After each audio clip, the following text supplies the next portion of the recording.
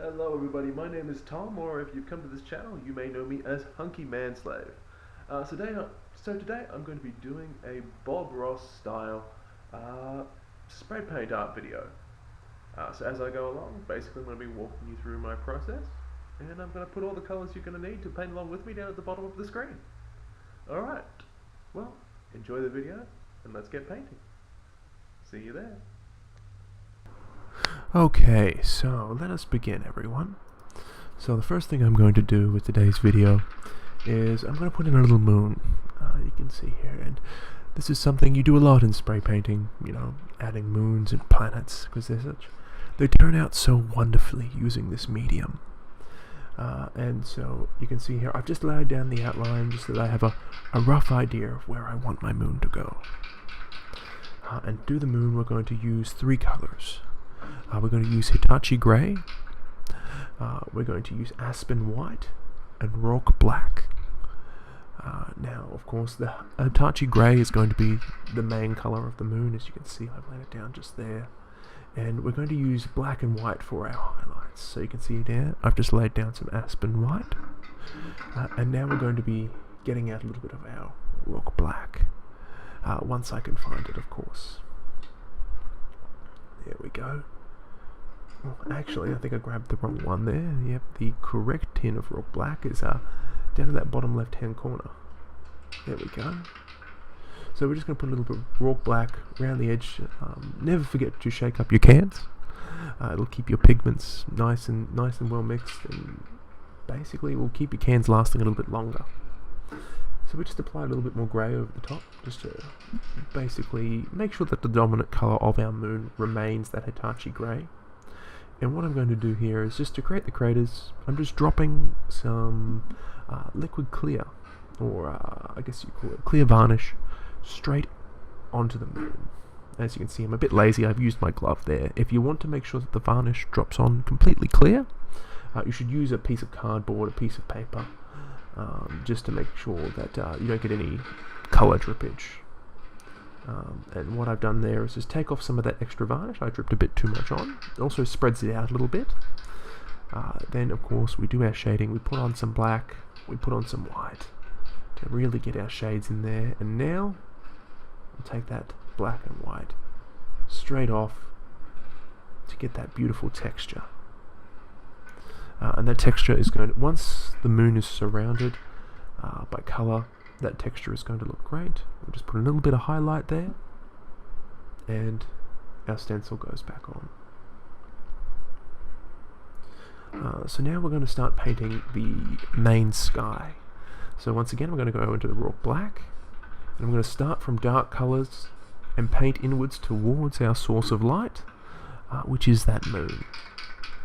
And as I get closer and closer to the moon, I'm going to get progressively lighter, going through blues, starting off with the Yankee blue.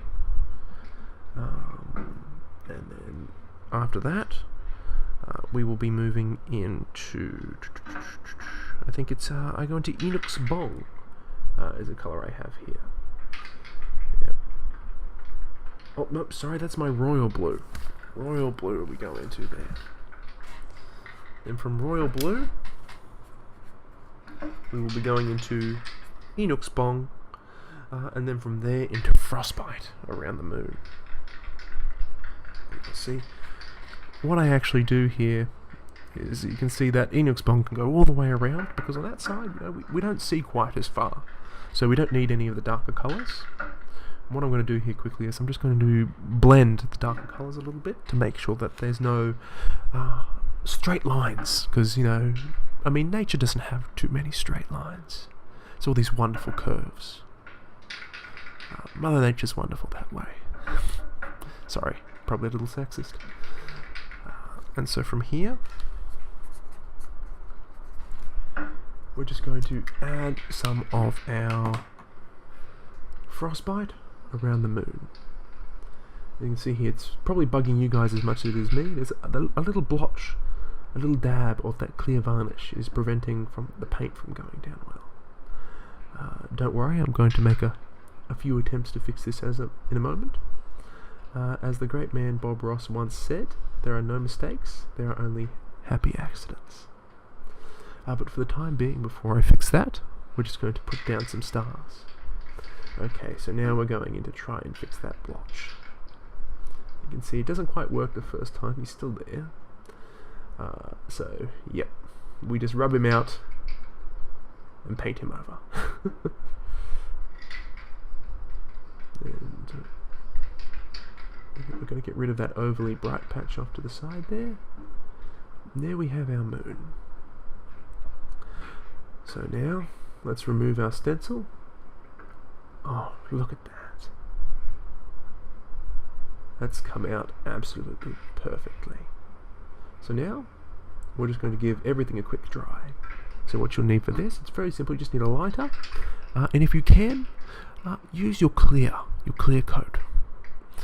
The clear coat is absolutely wonderful because, for starters, it wets up the paint, makes it easier to shift and move around the canvas, let you scrape it off. But most importantly with the clear coat is that it won't leave little blotches on your canvas when you're doing stuff like this.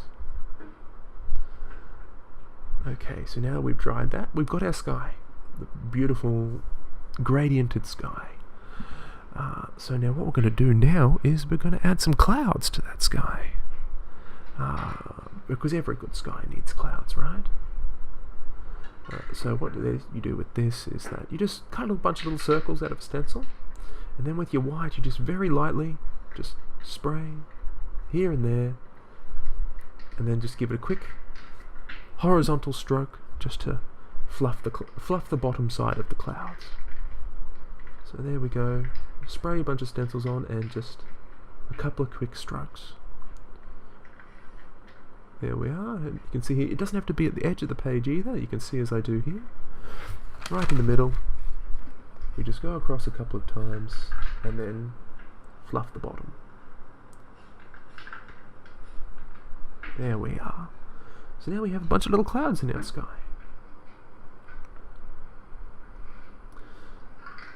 And, I mean, this is all entirely up to you. I'm sure at least a few of you have watched Bob Ross's old videos, but this is your world. You know, you can create what you want, put clouds where you want, put trees, put mountains, wherever you want. Just make sure you shake your cans, and, I mean, if it doesn't work at first, try again. You can see here now I'm just putting in a little bit of a mountain. So we're going to start with the back side of the mountain, the dark side, which we're doing in the ROARKE black. And then for the front side of the mountain, at least for the undertone of it, we're actually going to use our YANKEE blue, because naturally it's going to be a little bit lighter on one side than the other, so we don't want to make it pitch black, you know. We want to show a little bit of light on what's underneath there. Okay, so now with our mountain in place, we're going to take a very thin piece of cardboard, no more than 1 inch or 2. I'll show it to you at the camera in just a second. Here we go, nice thin piece of cardboard. Fold that over once or twice, and that's going to give us our brush for this little project. So with that brush, I'm going to pick up a, I say palette, it's just a piece of blank cardboard, to be honest with you. And we're going to spray down a little bit of white and just a touch of frostbite to avoid it being plain white, because white's pretty rare out in the wild. So now we're just going to put some snow on top of our mountain. And so just put the edge of your piece of cardboard down, grab some paint on it, and just spread it down the side of your mountain. You can drop blotches here and there, but just make sure that it's not just one solid colour, you know. Once again, solid colours pretty rarely exist out in the wild. Just follow the lines of your mountain down and paint him in. And you can see what I'm going to do here is I feel like putting in another little ridge just along there. So we're going to add some white a little bit further back. There we go. Okay, and now we need to add some shadows. So I'm going to start with our Electro blue, I believe. I was originally going to use the Enoch's Bong, but we're going into Electro blue. And then we're just going to put a small touch of the Yankee blue just to darken the Electro blue a bit, because the Electro is quite a vibrant blue. And we're just going to paint some shadows. And you can see the same way we did the snow on the other side, just on the edge of your cardboard, and wipe that onto the page. And you have some beautiful little shadows. And just carry them all the way down to the bottom of your mountain. And just like that, look at that. You have a very little mountain being illuminated by our moon. So what we're going to do is we're going to add some quick fog to the bottom of this mountain. There we are. We've added like a little bit of mist, like it's far off into the distance. And you know what I think we're going to do as well? We're going to put some clouds in front of this mountain. Because, I mean, let's face it, he's a mountain, he's enormous, he's huge. And he's probably poking his way up through all the little clouds there, establishing his dominance throughout the world. So we're going to put some quick little clouds in front of our mountain. There we go.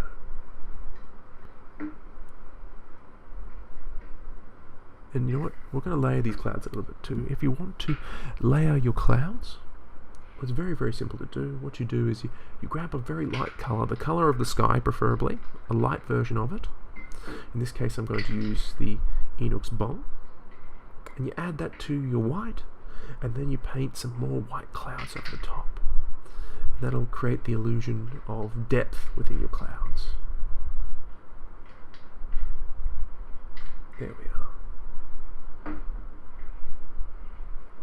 So now we're just going to dry this off a little bit, and then we're going to add a little hillock in the foreground. So that's going to cover up that bottom side of the mountain as well. It's not even going to be there. You're not even going to see it. So here we go, starting off with a little bit of our Yankee blue, I believe. Yep, there we go. And you can put this ground wherever you want. You can see I've covered up some of the clouds back there, which is okay. You know, I mean, we like those clouds. At the end of the day, we know that they're there, so they won't be forgotten. So, but then once we've got that dark blue down, we just start adding in some other blues over the top, just to give it a bit of texture, a bit of flavour, have the colours change. You know, we don't want just one block colour. We want a bunch of different colours down. So we're going to add some frostbite. We're going to add some electro. We're going to add the electro to the very top, because it'll be lighter upon the ridge there and darker down the bottom. So now we'll grab a piece of newspaper here, because we want to do this relatively quickly. Old scrunched up piece of newspaper. You take your black and you give that all good coating with the black. There we go. And then for the top of your ridge, grab your white and just put a light little mist on the top there. Now take your newspaper, give it a quick scrunch, and then just press and take off. And do that all the way along to get that glorious ground texture. This is the earth that's going to sit beneath our sea. Let me straighten that up a bit. Now I think I'm going to add another little ridge down the bottom here. So it's not just one solid space. So I'm going to put down some little dark blue. I'm going to put down some lighter blues. There we are. A little bit of that aspen white. Oh, sorry, that was the frostbite. So then we go over with some black, touch of white, just to make the edge stand out, and once again, with your newspaper, just dabbing quickly. There we go. There we are. We have a little ridge in front of our first ridge. Okay, so now, and believe it or not, a lot of this is going to end up covered up, because the main thing we want here is just that little bit of texture underneath.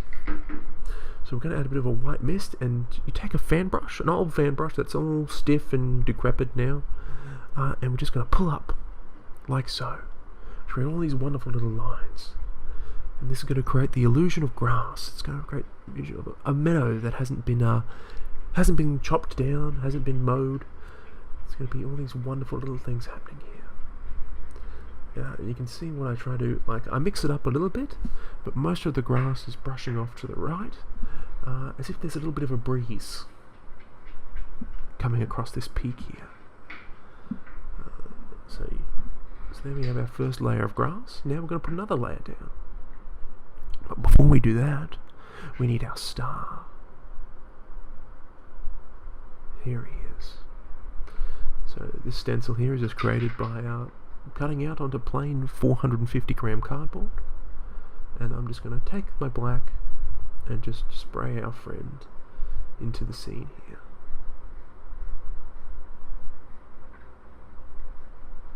There we go. Be careful not to overspray. And look at that. Doesn't he fit right in? So now what we're going to do is we're going to add some more grass.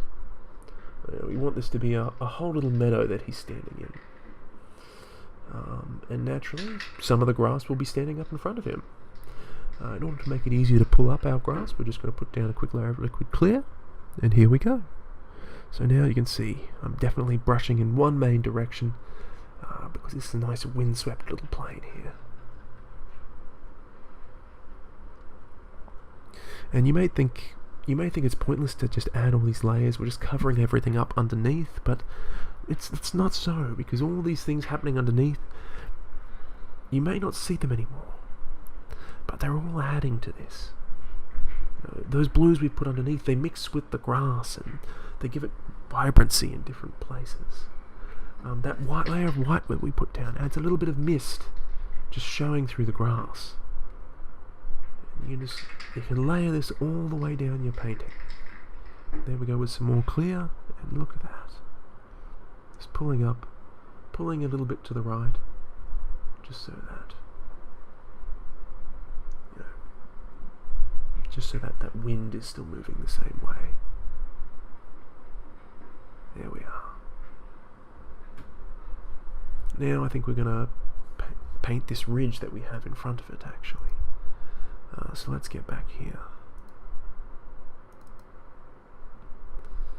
Okay, so now yep, here we are. So we're doing this ridge in a slightly darker colour, just to make it really stand out. For no particular reason, I just felt like making this ridge. with Enix Bong, to be honest with you. I don't have any reason for why I did that.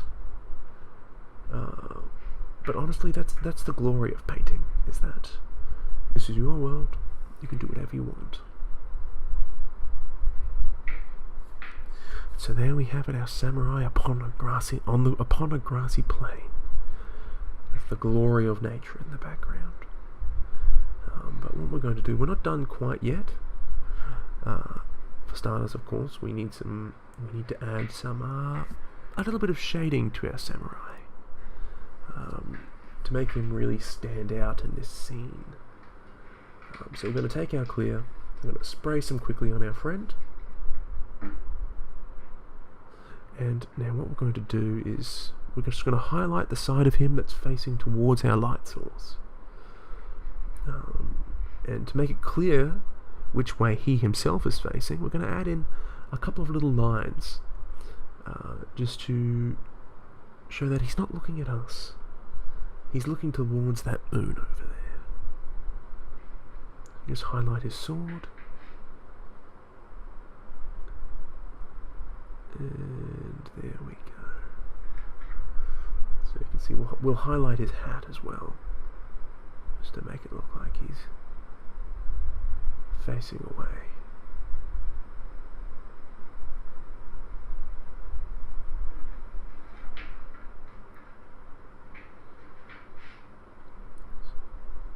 There we are.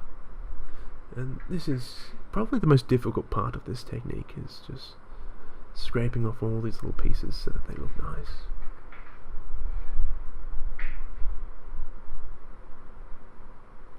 What I will note is that maybe our samurai scarf isn't quite flying the right way. But that's okay. It doesn't need to be.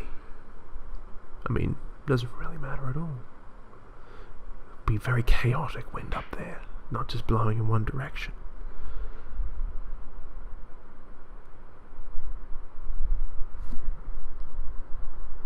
There we are. And of course, once we're done with our samurai, don't forget to sign your work. So we'll cover it all up in this gloss clear, and we'll sign it down in the bottom left hand corner. Now you probably won't be able to see my signature in the camera. I normally make it quite faint, but I can assure you it is there. And there we have it. Our samurai warrior friend. Beautiful, is he not?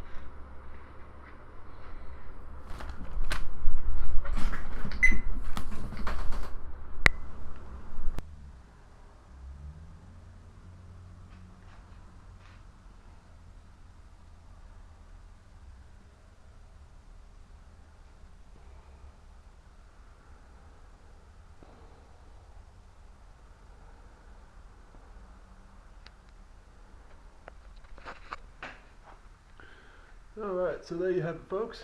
Thank you very much for watching. I hope you've enjoyed this detour into painting. And I hope you try and do this yourself. Thank you so much for watching. And if you liked it, please subscribe, like, share this video with your friends. And I will see you in the next video. Have a good day, and happy painting.